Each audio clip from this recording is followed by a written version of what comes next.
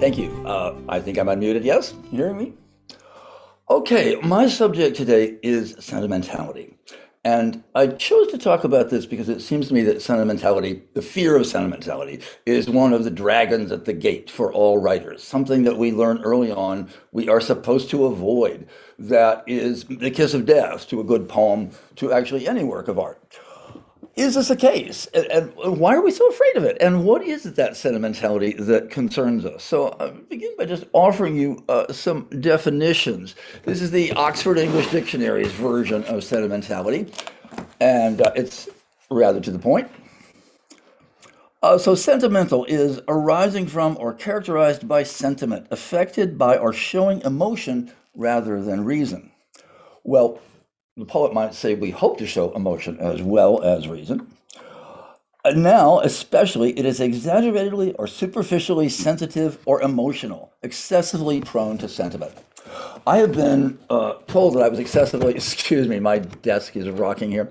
I've been told that I was excessively prone to sentiment as long as I can remember. So that is not necessarily a helpful definition.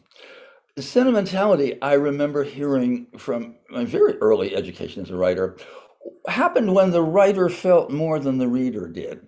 And in order to understand that, I find myself turning to what happens to us when somebody says, let me tell you this really cute thing my dog did last night.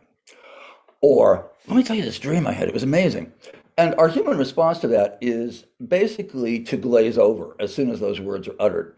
And I think that's because we don't believe the language that's being used to evoke feeling will be as powerful for us as the experience that the dreamer or the teller has had. We don't trust that that language can convey the depth of that feeling. And so we want to glaze over, we want to stop listening. The work of poetry then would be to make language so compelling that it conveys the dreamer's wonder, the marveling experience the teller had in looking at the behavior of the pet. Even then, there's a question raised, which is whether sentimentality is a matter of form or a matter of content. Is language itself sentimental? Well, of course it is. Think about Hallmark cards and the phrasing that is used to convey some sort of feeling. Think about the kind of cliches that are regularly uttered. I became a widower in 1994, and I remember receiving messages like, well, your pain will pass and you will be left with beautiful memories. Utterly unconsoling, right? Useless, because that is such a stock phrase that it is by nature sentimental, even if it attempts to refer to something more profound.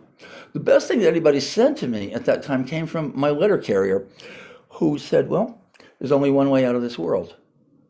And nothing seemed to me like a more helpful thing to say, because in fact it was markedly unsentimental. So, sentimentality of language and sentimentality of content. Can thought itself be sentimental? Can an idea be so familiar it's incapable of really conveying feeling? Well, I thought in order to think about this a little bit, invite you to think about it, I thought I would turn to some poems that approach a subject for me that is profoundly able to be sentimentalized, and that is the dog. I have had dogs with me most of my life, my adult life, love them dearly. There's even somewhat of a risk in this conversation because I lost my golden retriever who was 12 years old earlier this year. And I confess I'm not over it. But I think I'm over enough to read these poems aloud. We'll find out.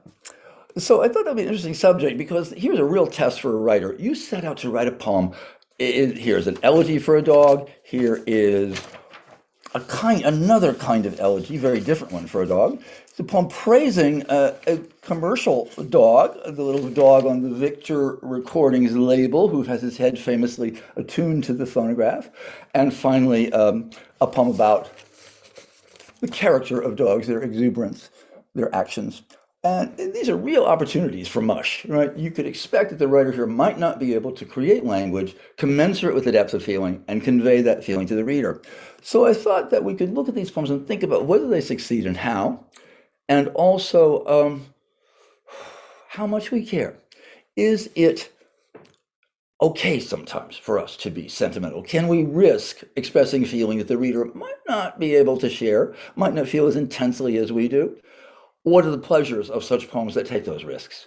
So I thought that I would begin with a couple of epigraphs here. The first comes from Emily Dickinson, who, in a letter to her mentor, advisor, Thomas Higginson, a person, an intelligent man, far less breadth of imagination than her own, uh, Dickinson turned to for advice about publishing, and he had asked her, in getting to know her, who her companions were, and she wrote back, "You ask of my companions, hills, sir, and the sundown, and a dog as large as myself that my father bought me. They are better than human beings because they know but do not tell." Well, the dog was named Carlo. He was a Newfoundland who Dickinson loved very, very much. They know but do not tell, meaning they know us but don't talk about us, meaning they know our confidences, our secrets, but don't share them. So that's not a particularly sentimental view of animal life, even though Dickinson loved that dog very much. And here's a second quotation. This one comes from Virginia Woolf from her book Flush, which is an amazing book. It's a biography of Elizabeth Barrett Browning's Cocker Spaniel, a dog named Flush, who went with the Brownings from London to Florence. And in this passage, Woolf is thinking about all the delicious smells that Flush might pick up on the streets of Florence.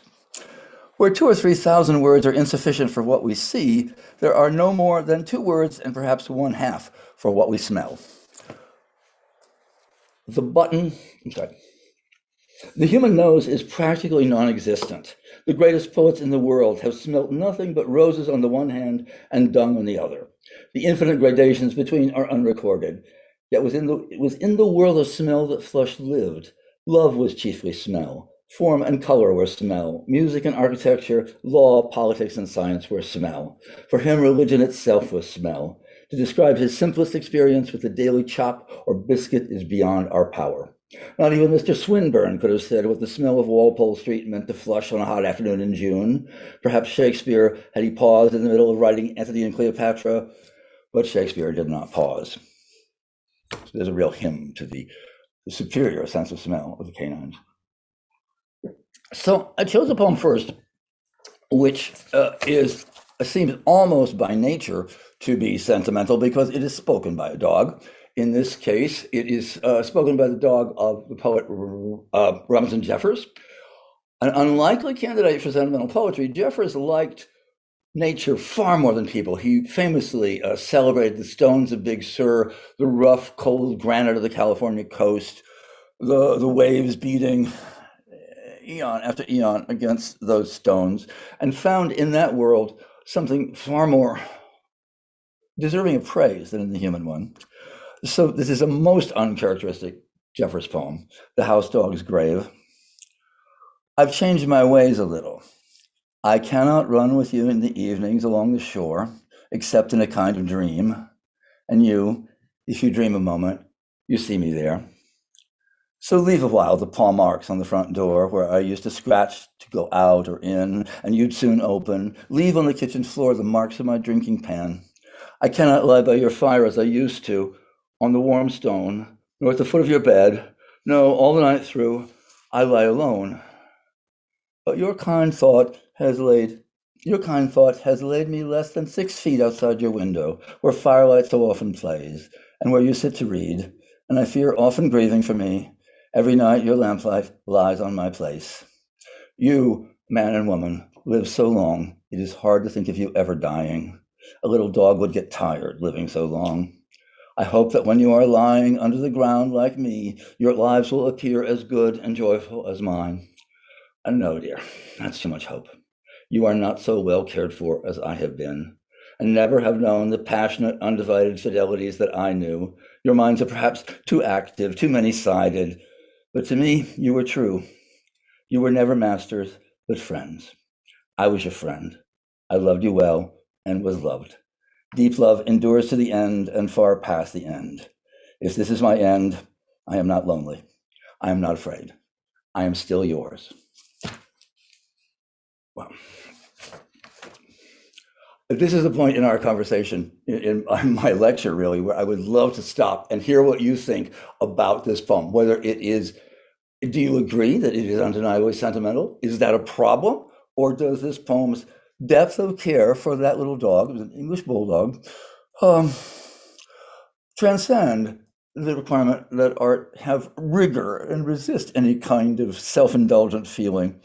I take great pleasure in this poem, despite the fact that I think it is not a great poem. It is one that is hampered by attempting to speak as a dog. Dogs, of course, one of their great pleasures is they don't have language. They have expression. They have many ways of showing us what they feel, but words are not among them. And to give the dog words is a little bit of a lie, but poetry takes advantage of many kinds of lying. I guess I'm missing a kind of structure here that would allow the poet, great poet that he is, to get away with deep love endures to the end and far past the end. The kind of grandeur at the end about love. I find myself resisting that, especially reading it out loud to you. But when I read it to myself and think of it as a poem about a beloved dog, I don't care. May it be sentimental. And it's one of the questions we want to ask ourselves as poets. Do we write poems for ourselves sometimes that allow for expressions of feeling that are perhaps not intended for the public, that are more intimate, that are more private ones, or for friends? So we'll look at a poem next that behaves in an utterly different way. Keeping an eye on time here. Okay, and in this one, James Wright, a marvelous mid-century American poet, is right at a turning point in his career, moving from being a poet of the 1950s, rhyming, metrical, rather detached in tone, interested in modulated ironies, as you'll hear, to a poet of the 1960s who is one of the inventors of something that came to be called deep image poetry, something that goes to different kinds of places in the psyche, that makes room for vision, for possibility, for dream in another way. Here goes. And if you listen carefully, you'll hear decades changing in this poem. On the skeleton of a hound. Nightfall that saw the morning glories float tendril and string against the crumbling wall nurses him now, his skeleton for grief, his locks for comfort curled among the leaf. Shuttles of moonlight weave his shadow tall. Milkweed and dew flow upward to his throat. Now catbird feathers plume the apple mound. And starlings drowse the winter up the ground, thickened away, drowse the winter up the ground. Thickened away from speech by fear, I move around the body. Over his forepaws, steep declivities darken down the moonlight now, and the long throat that bayed a year ago declines from summer. Flies would love to leap between his eyes and hum away the space between the ears, the hollow where a hair could hide. Another jealous dog would tumble the bones apart, angry, the shining crumble of a great body gleaming in the air. Quivering pigeons foul his broken face. I can imagine men who search the earth for handy resurrections, overturn the body of a beetle in its grave. Whispering men digging for gods might make a pocket for these bones, and slowly burn twigs in the leaves, pray for another birth. But I will turn my face away from this ruin of summer, collapsed to fur and bone. For once, a white hare huddled up the grass. The sparrows flocked away to see the race. I stood on darkness, clinging to a stone. I saw the two leaping alive on ice, on earth, on leaf, humus and withered vine, the rabbit splendid in a shroud of shade, the dog carved on the sunlight, on the air, fierce and magnificent his rippled hair, the cockleburs shaking around his head. Then suddenly, the hare leaped beyond pain, out of the open meadow, and the hound followed the voiceless dancer to the moon, to dark, to death, to other meadows, where singing young women dance around a fire, where love reveres the living. I alone scatter this bulk around the dampened ground, and while the moon rises beyond me, throw the ribs and spine out of their perfect shape. For a last charm to the dead, I lift the skull and toss it over the maples like a ball. Strewn to the woods, now may that spirit sleep that flamed over the ground a year ago. I know the mole will heave a shin bone over, the earthworm snuggle for a nap on paws. The honest bees build honey in the head. The earth knows how to handle the great dead, who lived the body out and broke its laws, knocked down a fence, tore up a field of clover. A remarkable journey, that poem is, from a kind of a rather stiff formality in which landscape is being evoked and in which the poet is thinking about the many different possible responses we have to mortality, establishing religions, making cults, being angry about death, towards something that is plainer, more visionary, and certainly far more strange, far more interior. In order to, you couldn't write this poem about your own dog. It is definitely a poem you would write about somebody else's dog. Finding that skull and tossing it over the trees like a ball is no gesture of intimacy, but it's a gesture that's appropriate in this poem because Wright is saying the body doesn't make any difference. What happens to the body is nothing. Everything happened. Everything came to fruition in that moment when the dog chased that hare and they were both fixed in the air in one moment of beauty and of yearning, which, he says, does something quite strange. The hare leaped beyond pain out of the open meadow, and the hound followed the voiceless dancer to the moon, to dark, to death, to other meadows, where singing young women dance around a fire, where love reveres the living. What are we to make of that?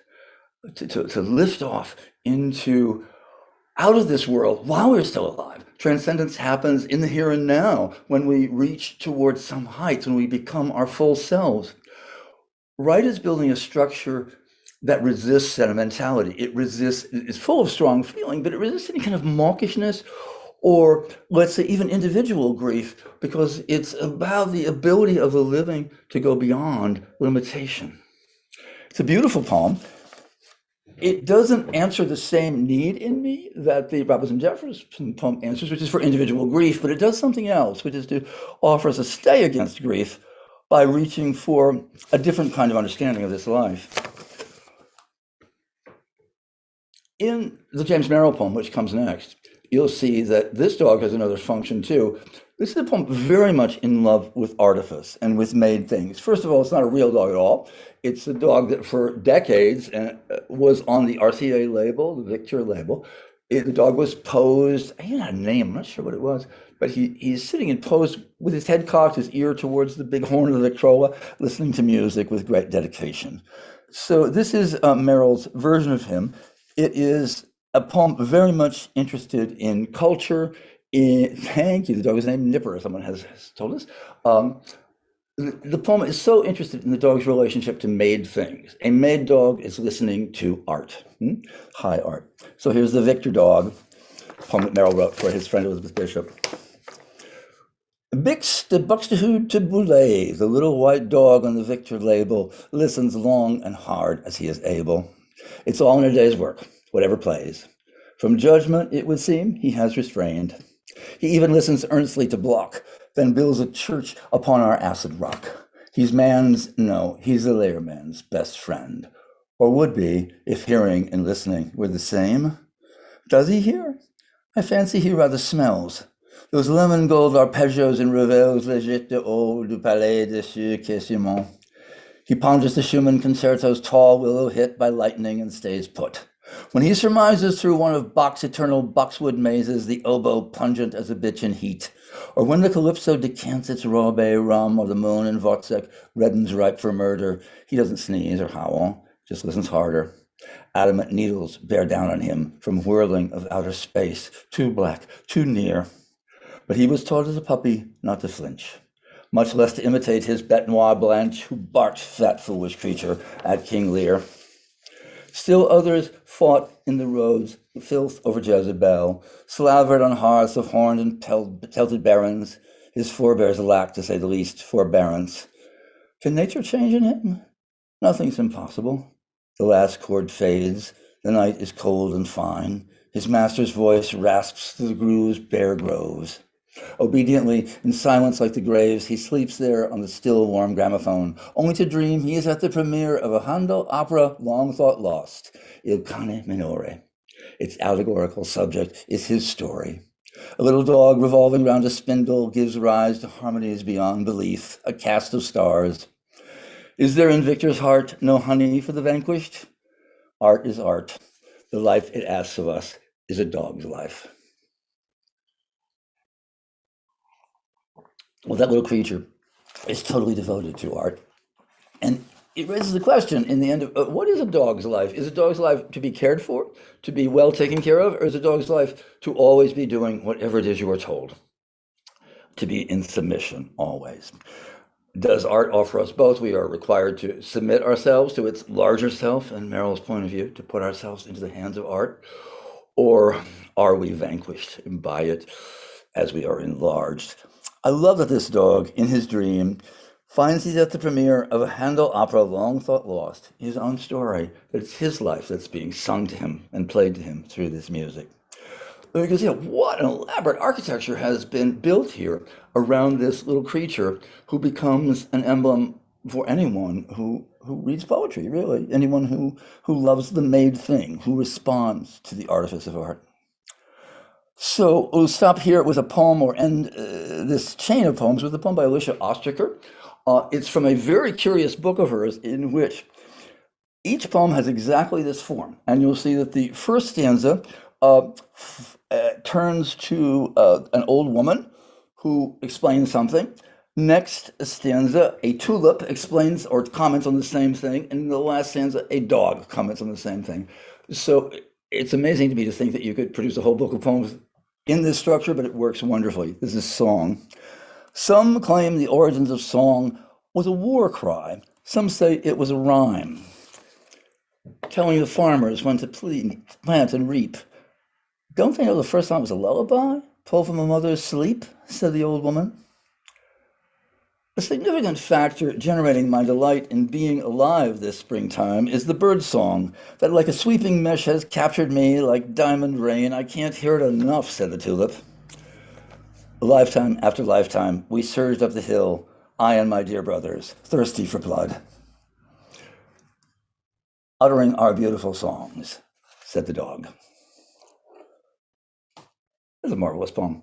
How unlikely that these three points of view should be juxtaposed, that the passionate dog, thirsty for blood and for company, the delight in this rather erudite and self-infatuated tulip takes in the diamond rain, and finally the old woman with her pragmatism can all be in the same poem and dwell to create a larger sense of meaning than any singular point of view could do. So there you have three strategies for containing the sentimental. In the case of Alicia Ostriker, these multiple points of view on the same subject, which tend to, by rotating around it, keep us from being too attached to any singular one. The James Merrill approach, which is to embed the dog in a world of artifice, to make him an emblem for ourselves. The James Wright approach, which is to reach for some kind of understanding through the death of the dog towards a larger sense of what mortality may be. In other words, to bring an intellectual scaffolding around the fact of death. And finally, the house dog's grave, which doesn't make an attempt to make a scaffolding of sentimentality at all, just simply allows itself to go there. I think it's very useful for us as poets not to be excessively afraid of indulging ourselves in feeling. In our culture, especially, any kind of expression of feeling, it can be seen as dangerous, as self-indulgent, and often as feminine. The hyper-masculine refuses displays of emotion, thinks they are unmanly and unproductive.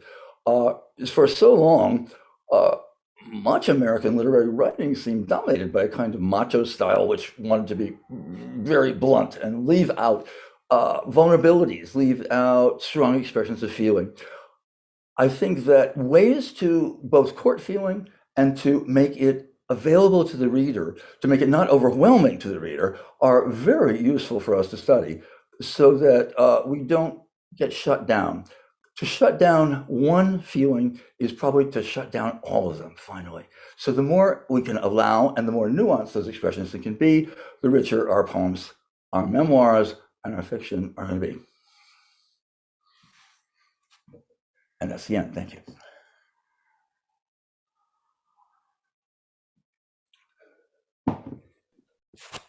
Everybody, I'm Mark Stevick. Since Kwame is only with us for one talk here today, I'll give him a more formal introduction before his presentation. Kwame Dawes keeps busy. He's got irons in the fire. Literal irons. No, you and he are good with metaphor. More on that anon.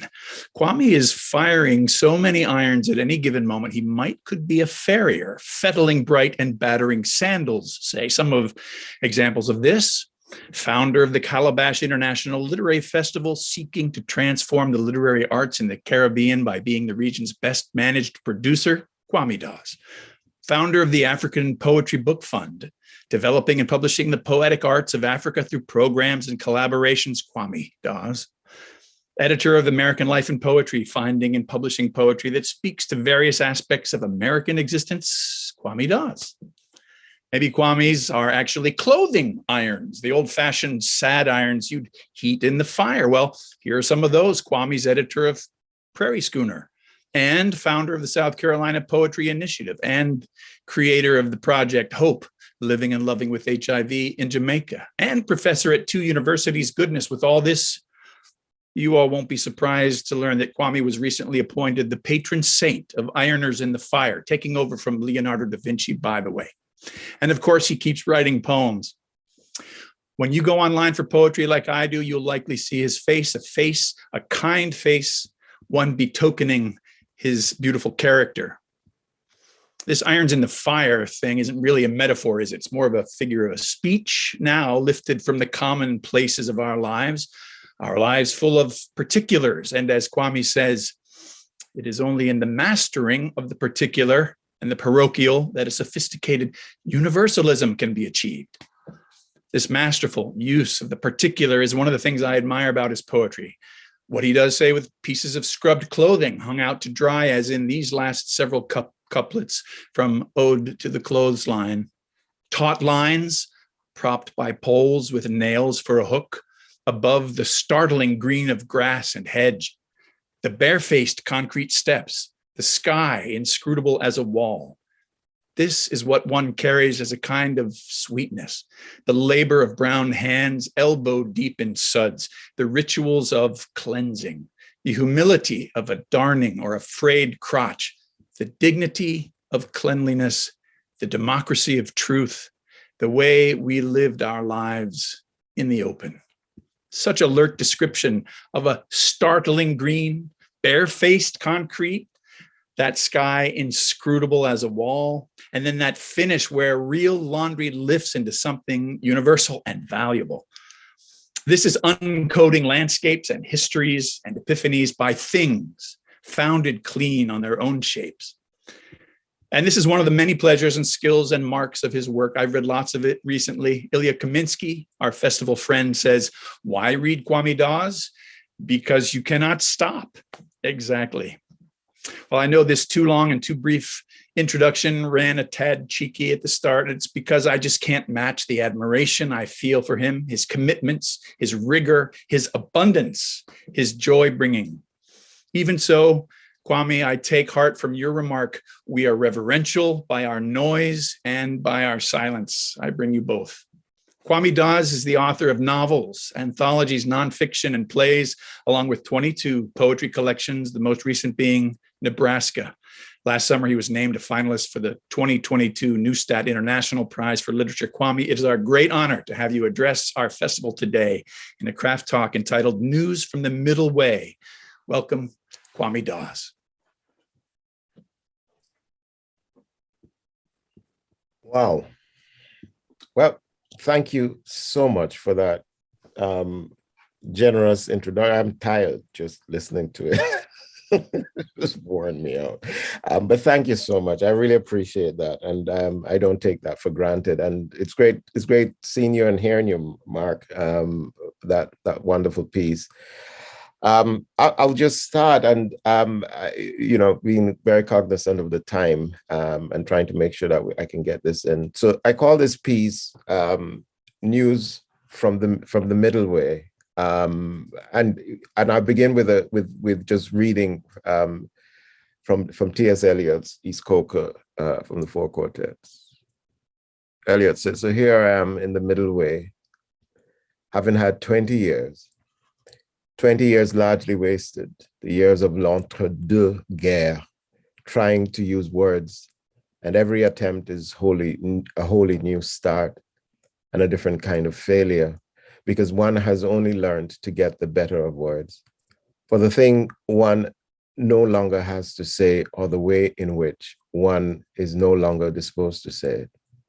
And so each venture is a new beginning, a raid on the inarticulate, with shabby equipment always deteriorating in the general mess of imprecision of feeling, undisciplined squads of emotion. And what there is to conquer by strength and submission has already been conquered once or twice or several times by men whom one cannot hope to emulate. But there's no competition. There's only the fight to recover what has been lost and found and lost again and again.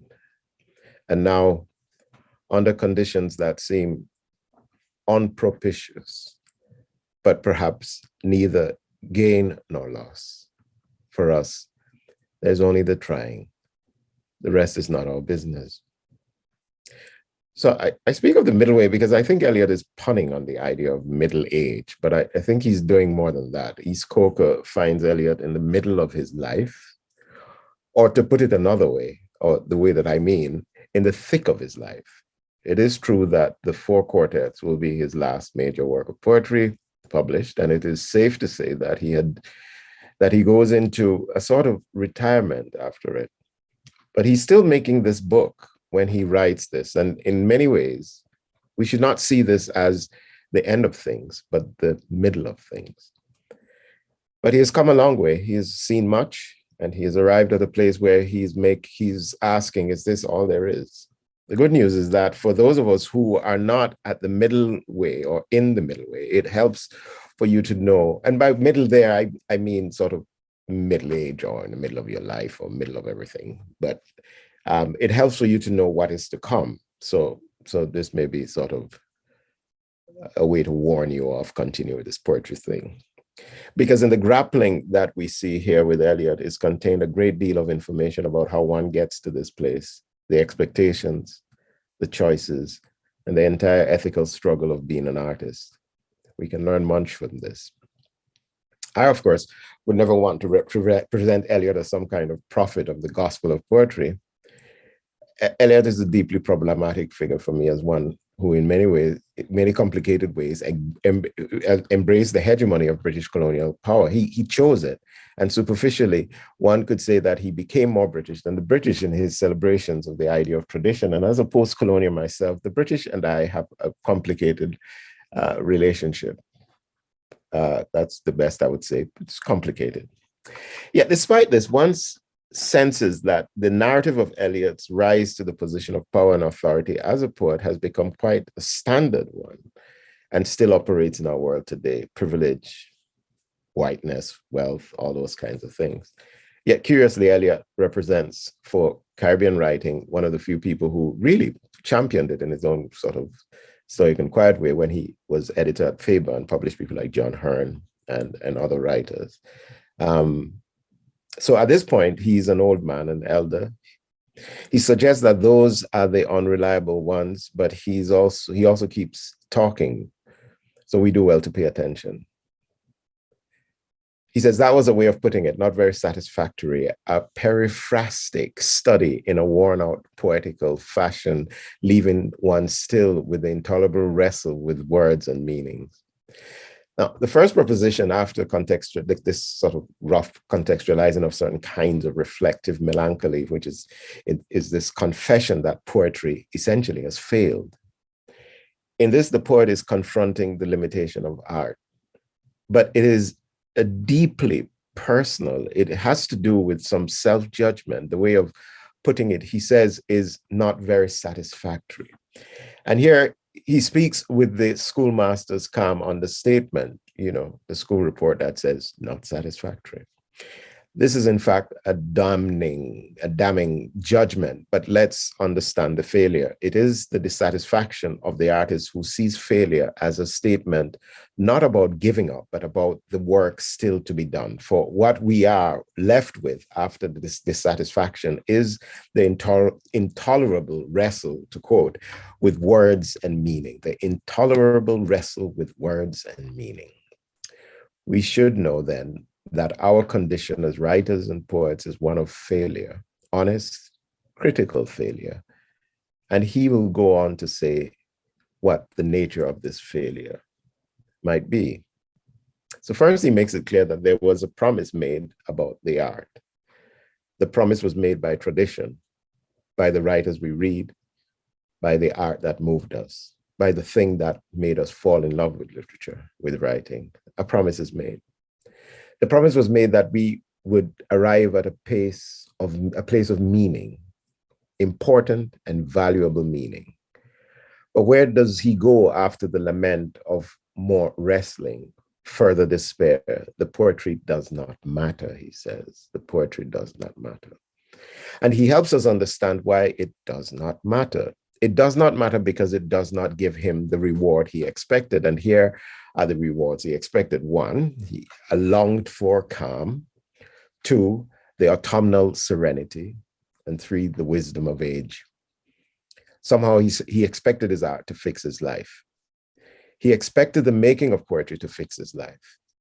He expected that he would find calm because he made poems. And he expected that he would have a certain romantic shift in character that would settle in autumnal serenity. And finally, he expected to be made wise by the making of poems. It's how fascinating it is that in this interrogative moment, he starts to question the very foundation of making art, making poems. He wonders if those who he admired, the poets, whether they had lied. The construction full of this sleazy assonance of ease, had they deceived us or deceived themselves, bequeathing us merely a receipt for deceit? He does not deny wisdom entirely, but he declares the wisdom useless. It does not help him answer the questions that confound, the questions buried in the darker places. For Eliot, the world is treacherous and the world is dangerous and full of menace, greed, and temptation. And he, to quote, where is no secure foothold and menaced by monsters and fancy lights risking enchantment. I mean, he did have a Nobel Prize for literature. So what's this misery? Anyway, so in that moment, he confronts the failure of poetry by establishing what he truly desires to learn. He wants to learn of the folly of the elders, those who went before. And he wants to learn of their failure to love, to have faith, to understand self and community. In other words, where art fails a certain morality and ethics, the human experience becomes the hunger. Eliot is experiencing something of a conversion, and someone could be tempted to engage it as a kind of orthodoxy towards Christian piety. But I think there's something more happening here. He is confronting the peculiar circumstances of his artistic world, his ambition, his desires, his longing for what he perceives to be the thing that comes with being a poet. And he realizes that he has not found it. He's facing the limitations of poetry. And in this, I think we can all draw some understanding. Let's put a caveat through this. Maybe it's all performance. Maybe it's just what makes it sexy to write a poem about misery. But I think there's something earnest about this. I think something that we can trust. And certainly, as somebody reading it, I'm drawn to those questions, not in a pessimistic way, but in a productive way, I think. So he ends the section with the first explicit lesson. The only wisdom we can hope to acquire, he writes, is the wisdom of humility. Humility is endless. The wisdom of humility is endless. Humility, he says, is the wisdom we should acquire. Or maybe I've not said that quite right. Humility, the wisdom that comes with humility is all we can, to quote, hope to acquire. So we must ask what humility looks like. One can, after all, be quite proud of one's humility. It's all fascinating that Eliot goes from humility to darkness, and the darkness he describes as all-consuming. He lists all those who are dead and dying. The list is exhaustive. And it is an exhausting. It is the people living in the world. They are all going down. And soon we are all in the train and the bodies are there and there's this silence, and it is a silence of death. In this moment, one appreciates the despair of Eliot, but then something starts to happen. He arrives at this riddle-like construction by the twisted counter-biblical accounting of the three core ideas of Christianity as laid out by Paul in 1 Corinthians 13, when he speaks of faith, hope, and love. Eliot says, we must wait, but there is a way to wait because our impulses are unreliable.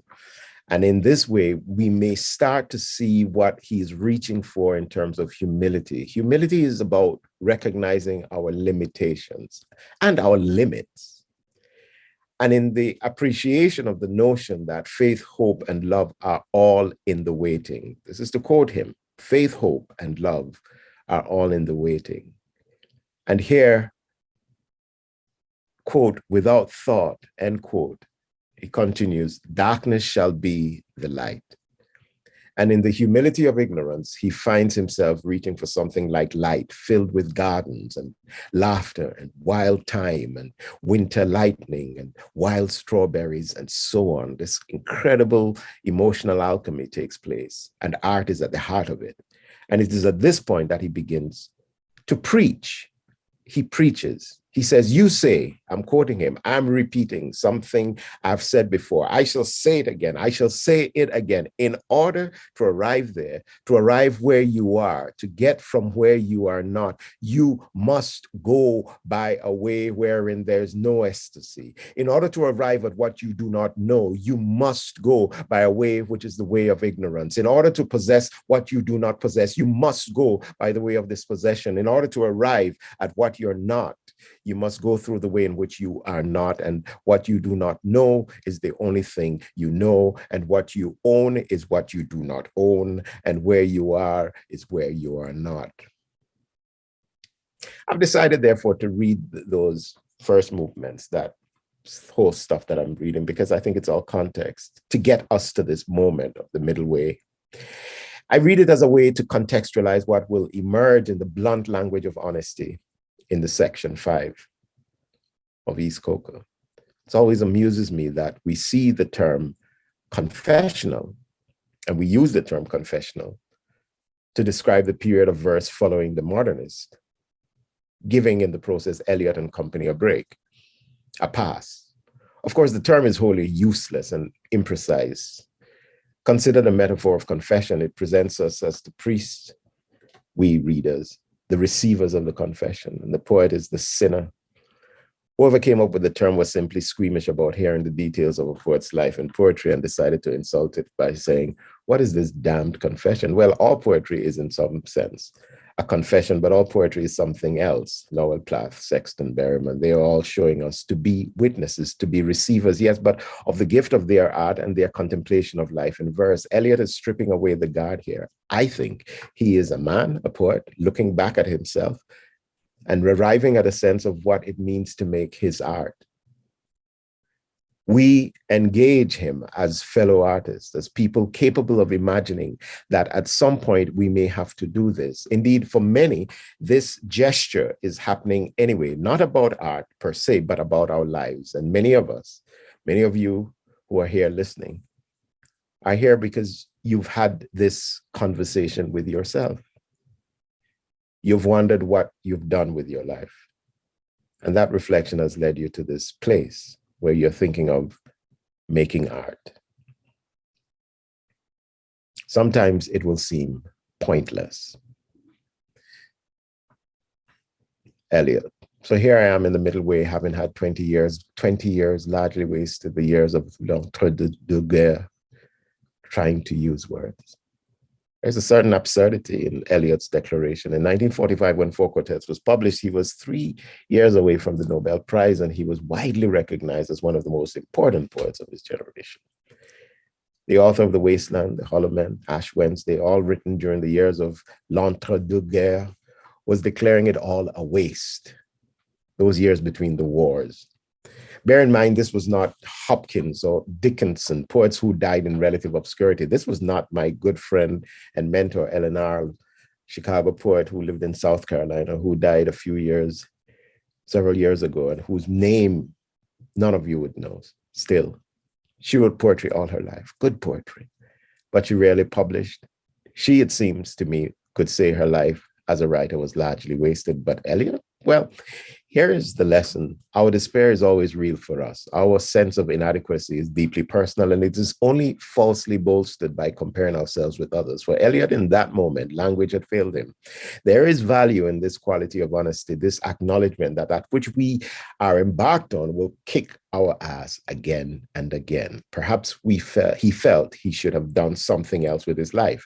Perhaps he felt he should have worked harder, produced more. And indeed, he may have been right. We know he's talking about writing because he describes the waste as the act of trying to use words. To quote him, trying to use words. It's a remarkably blunt, almost crude way to describe this business of writing, trying to use words. Maybe that's what poetry comes down to. Two, making art is a kind of failure. He says, and every attempt is a wholly new start and a different kind of failure. I don't know, that's handy. And every attempt is a wholly new start and a different kind of failure. For those of us who imagine a career as a writer, it's vital to know that every time we come to the page or come to our art, we are in many ways attempting to start again. It is as if the page is asking, what have you done for me lately? One can understand why Eliot, despite his triumphs and fame as a writer, can reach this place of deep reflection and one might say doubt about his art. Well, here is the lesson. There is value in thinking that what we are doing is something we are doing for the first time. So that is one part of the matter. Embracing this idea of starting again is important. It is true that we can get some reassurance that what we did before eventually worked, that persistence produced something of value and something good, but this is faith. And faith is often countered by a kind of doubt, a knowing doubt. And if we hope to do better, to improve, to advance in that sense, we are not able to rest on our laurels. But Eliot won't leave it at that. He proposes that all our art is a certain kind of failure. And this is the humility that comes with honesty. Those of us who use words to approximate experience know that we cannot replicate the thing exactly, and that our stammering tongues, our stumbling words, our fallibility, our limitations of knowledge and feeling all guarantee that what we hope to achieve, what we have imagined, is going to be disappointed by what we are able to do. And this is a good thing. The knowing. It is not reason to give up, but reason to keep trying. But more on that later. Suffice to say that we are always starting again, and we are always walking into a different failure. Our art must keep up with us. Eliot says, because one has only learned to get the better of words, for the thing one no longer has to say, or the way in which one is no longer disposed to say it. I'll read that again. Because one has only learned to get the better of words, for the thing one no longer has to say, or the way in which one is no longer disposed to say it. Here, Eliot is getting pretty specific. The art of writing is an art of language and words. We are not just using words, but we are, as he says, trying to get the better of words. And in some instances we do, but before we start to rejoice that we have conquered the word, Eliot reminds us that each project is a new battle, a new challenge. If not, then we have stayed where we began. Let's be clear, one may write the same story, the same poem, the same narrative again and again without going anywhere. Eventually, someone will notice. And if not, we will notice. Here, Eliot is letting us know that he is aware of what he has achieved. He has managed to use words to say the things he needed to say, but his life has moved on. And the question is whether his art is keeping up. What he has done in past was for what he knew and felt in the past. Having already said it, that thing becomes the one thing, the thing one no longer has to say, the thing one no longer has to say. And then there is the matter of content and style, the art of getting the better of words involved style also. To quote him, the way in which one is no longer disposed to say it. I've been saying it this way and I'm no longer disposed to say it this way. From the middle way, the poet says what staying still looks like. And that thing he's describing is the death of art. The death of art has to do with how we learn and master our tricks and how we get the better of words. The death of art is how we continue to say what we've already said and what honestly we no longer want to say. The death of art is how we keep using the same pattern and the same style to say what has already been said. The answer to this is the excitement of ignorance, the reward of the inarticulate. And to quote him, and so each venture is a new beginning, a raid on the inarticulate. That's a hallelujah. That's great, isn't that? That's fantastic.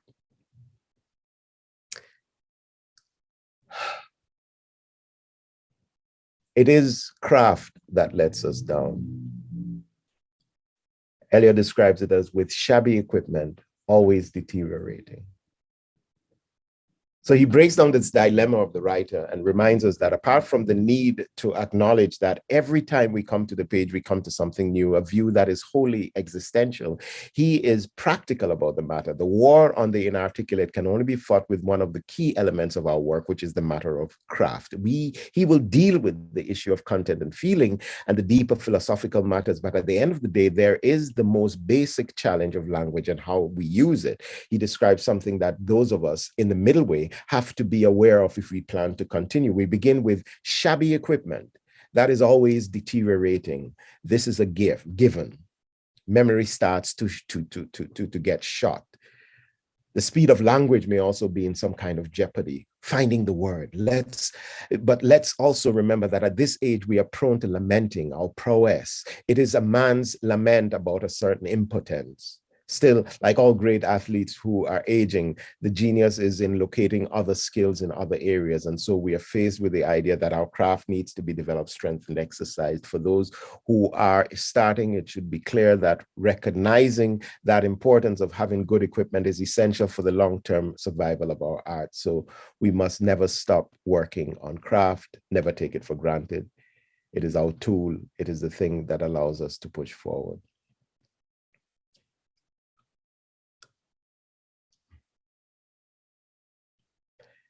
That whole passage ends with this really interesting line, and this is where I'll end it for today in our thinking. Well, I'll do two more. Propose winning is not everything. Winning is not everything. Eliot says, but perhaps neither gain nor loss.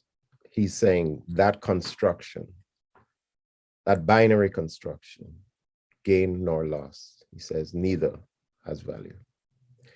We live in a literary culture that has grown to be defined by winning. Just listen to any bio, listen to the bio that we heard of me before a reading, and you will realize that we are thrown into a vortex of winners and losers. We accumulate our winners and value art by way of winning. Every poet has a list, pushcart, first book prize, NEA, Whiting, Neustadt, Jackson, Guggenheim, National Book Award, Pulitzer, Nobel, it goes on, Griffin. And it takes no great effort to appreciate that those names will have only minor resonance 50 years later.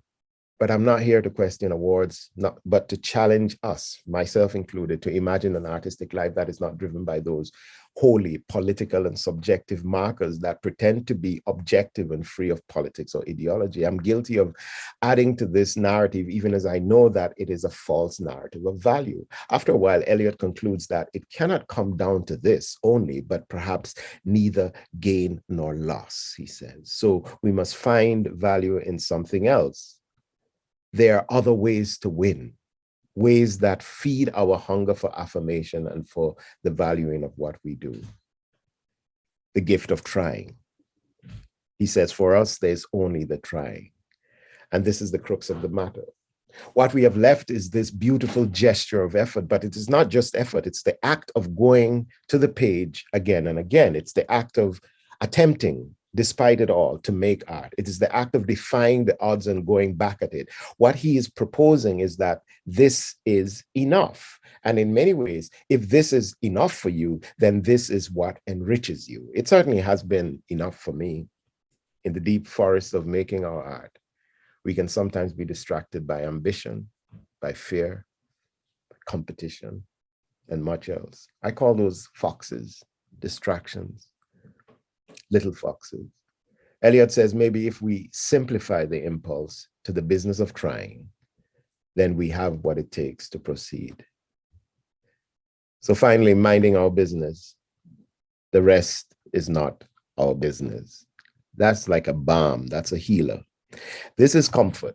The comfort is that after making our art, the task is completed, for too many things will dictate the nature of the reception. Will we be read in 100 years? Who knows? Does it matter? And if it does, is there anything we can do about it? And in so many ways, our task is to make art in the moment and devote ourselves to ensuring the integrity of this thing, this moment. The rest is simply not our business. And so here comes Billie Holiday. Ain't nothing I can do or nothing I can say that folks don't criticize me, but I'm going to just as I want to anyway, and don't care just what people say. If I should take a notion to jump into the ocean, ain't nobody's business if I do. If I go to the church on Sunday, then cabaret all day Monday, ain't nobody's business if I do. If we imagine this business of writing to be the despicable man she goes on to sing about, then perhaps we may be onto something. Billie Holiday's daring here, her daring is disturbing. One could fairly see it all as self-destructive, but her point is that there is in her a set of contemplations that must engage and wrestle with, she must wrestle with on her own. A part of us should contend with the idea that not only are things going to happen that we can't control, but further that the judgment of others should not dictate who we are and what we do. This is not arrogance. It's actually a kind of humility. I wish I had time to expand on this seeming contradiction, but let's carry in our heads the calming relief of Eliot's statement. The rest is not our business. Meaning what happens, what does not happen, whether we get famous, whether we don't, whether we win a prize, whether we don't, is not our business. Meaning, of course, it's not what we can or should control, but more than that, it is not what it all should be about. This is a lofty claim and a lofty hope, but a hope for you. It is, I hope for you, it's a relief that it is a liberating force. He says, home is where one starts from. Home is where one starts from. There is a time for the evening on the starlight, a time for the evening on the lamplight, the evening with the photograph album. And this is how East Coker ends. It is a passage of great lyric beauty and one that offers us lessons in the middle way. Eliot lays it on now. In many ways, he has written his way out of despair and arrived at something sober and yet hopeful. It is true that death is what is looming here, but it is more than death, as death is not new. It has to do with the matter of assessing the experience. In the face of the sense of having failed, Eliot arrives at something more hopeful. We must be still and still moving, he says. Contradictions? Yes, but it does make sense. Bob Marley understood that. In his song, Keep on Moving, we imagine a fugitive on the run, but there is a greater sense of mission, a greater sense of trotting on, as the Rastas like to say. The same Marley who sings of moving is the same one who sings of work, the work that has to be done. This is the tenet of the artist. Keep still so as to reflect, but keep on moving at the same time. And in this middle place, Eliot asks us to go deeper, go deeper. This is such a profound statement. Often we have a tendency to be superficial about all things, to settle on the easy and the superficial. But Eliot says from the middle way that going deeper is deliciously beautiful. It is the classic entry into something that seems dark, and this whole reflection is quite risky. So I trust that you've seen the risk of what Eliot does here. He decides to ask himself whether there has been any point to it. And I guarantee you that when he arrives at that notion, it has been worth it to go deep.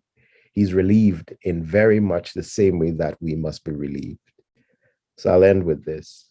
We must be still and still moving into another intensity. for a further union, a deeper communion.